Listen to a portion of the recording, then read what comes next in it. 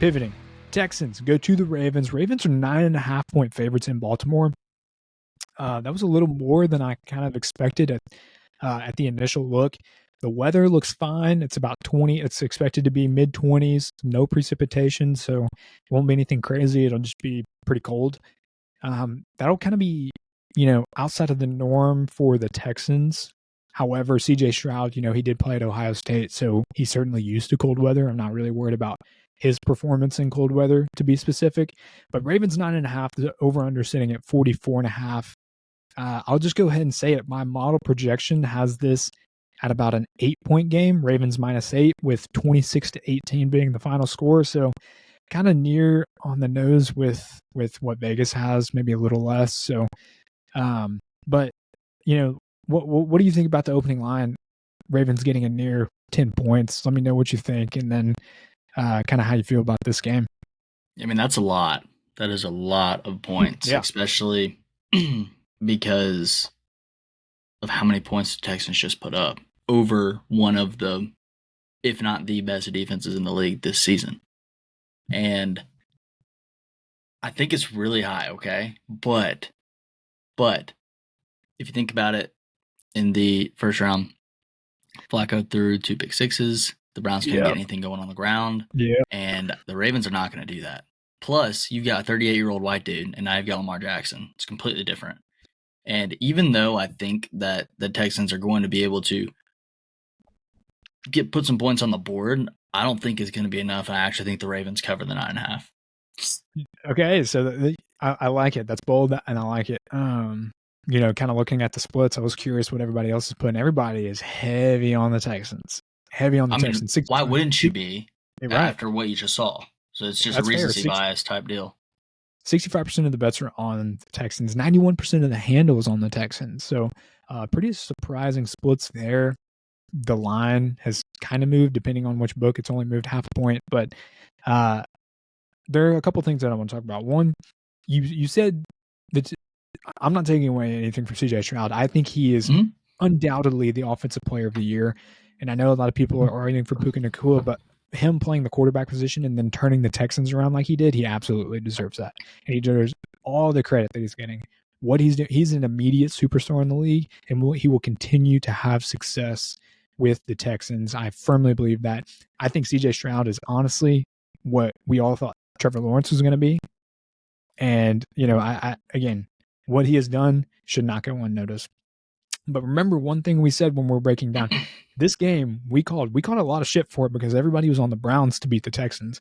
But the Browns, they allowed twice as many points on the road that they allowed at home. So their home road splits were, like, if you looked at that, you had to acknowledge that there was some sort of fault in the system when you rated all of the defensive ratings. You had to take that into account, especially with it being at home for the Texans and being against an elite quarterback in CJ Stroud. So that was one thing that we pointed out.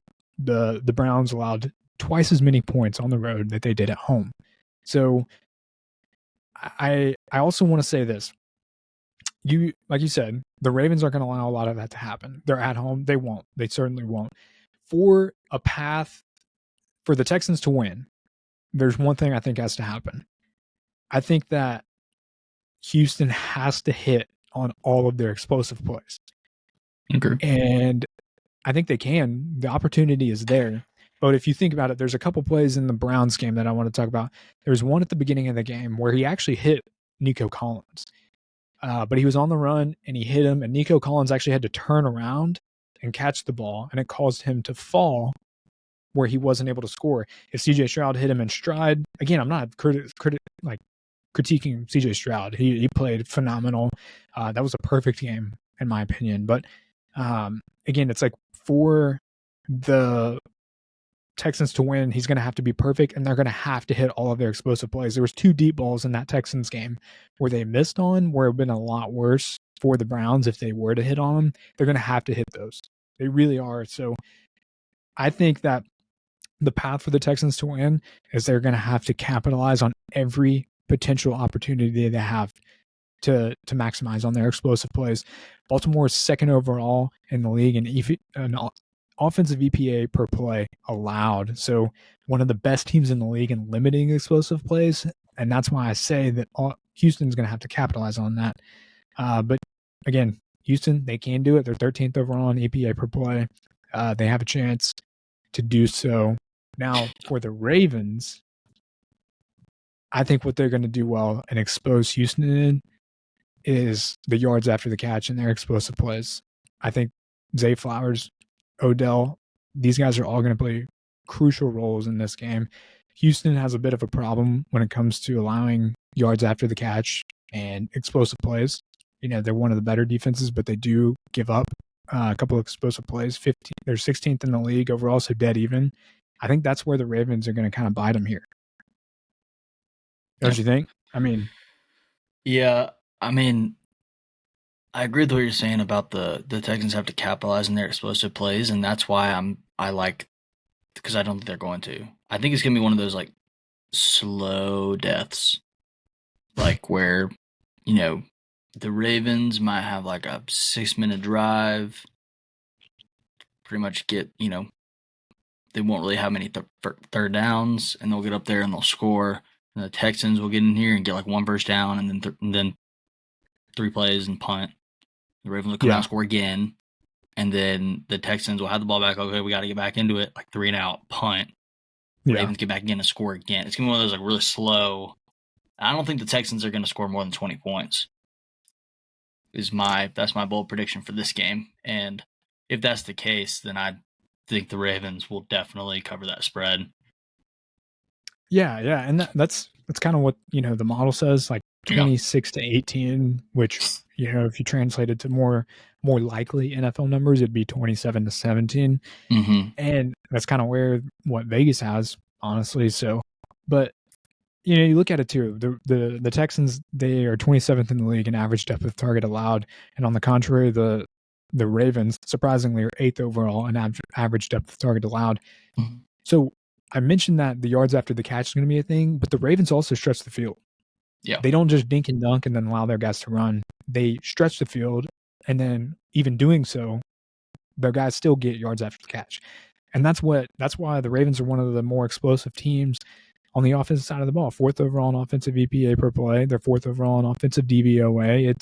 It's a steep task for the Texans. CJ Stroud will have to be perfect. And that's kind of the beauty of it, is he can be perfect and win this game. But probabilistically speaking, there's about a 20% chance that happens according to the logistical model that we have over here.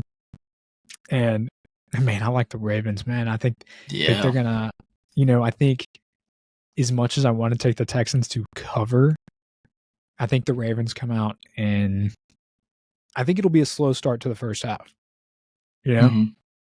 But I think they come out and they kind of throttle as they gear up. You forget that you can like score points on the defensive side too, and the Ravens have got some dogs on the defense, man. That Mac McDonald's done a great job, and he deserves a head coaching job. And then that defense is nasty. And it's gonna be nice. Like I just remember watching how dominant they were when they played the 49ers. I remember watching that. Yeah, just like, God. That was insane. They're 1st overall in defensive DVOA, and they're 2nd overall in offensive EPA per play allowed. Like, it's insanity what this team, especially looking at the teams that they played. Yeah, you can't really get like that. Just shows right there.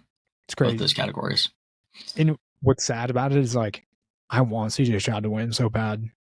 Like, I would love if he won, and I would feel no, remorse about this pick, taking the Ravens to win and even taking them to cover. I wouldn't feel bad about it at all if the Texans were to turn around and win, because I am that much of a CJ Stroud fan. He is the easiest person to root for, in my opinion, and I hope he wins.